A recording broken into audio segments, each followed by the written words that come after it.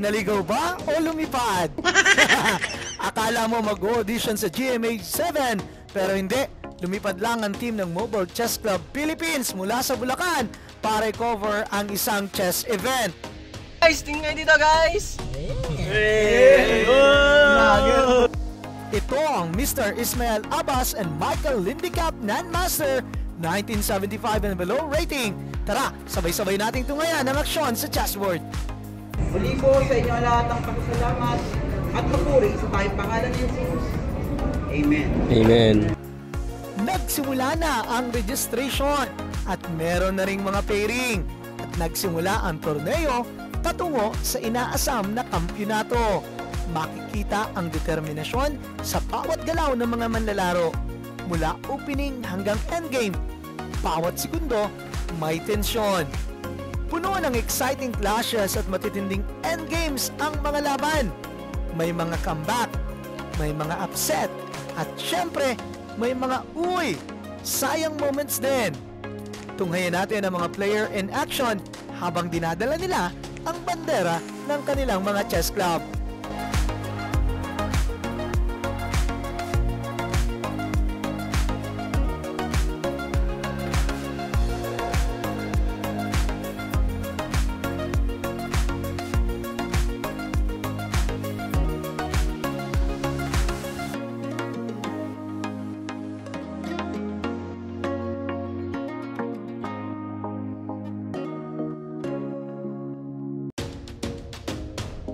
The winner of the top lady in the first, Mr. Ismael Abbas and Sir Michael Lindicap. At syempre, kilalanin natin ang mga nagwagi sa torneyong ito. Mga manlalarong nagpamalas ng talino, tiyaga at dedikasyon. Tunay na inspirasyon sa ating chess community.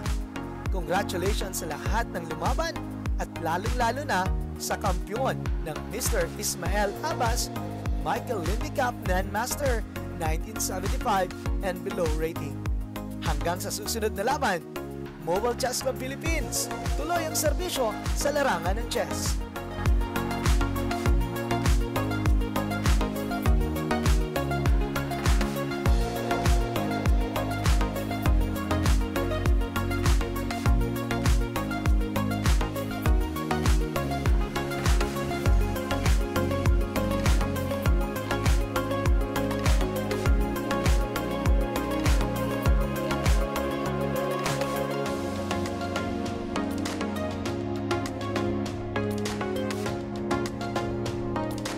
Sa mga coaches, players, at sa mga parents, maraming salamat sa inyo po.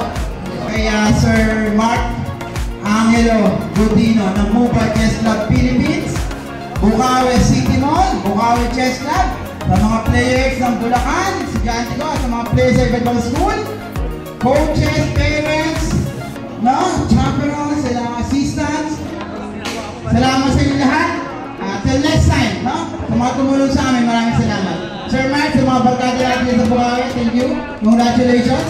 Sir Leon Caray, Coach, Sir, sa mga halipa, maraming salamat sa lahat. To God be the glory.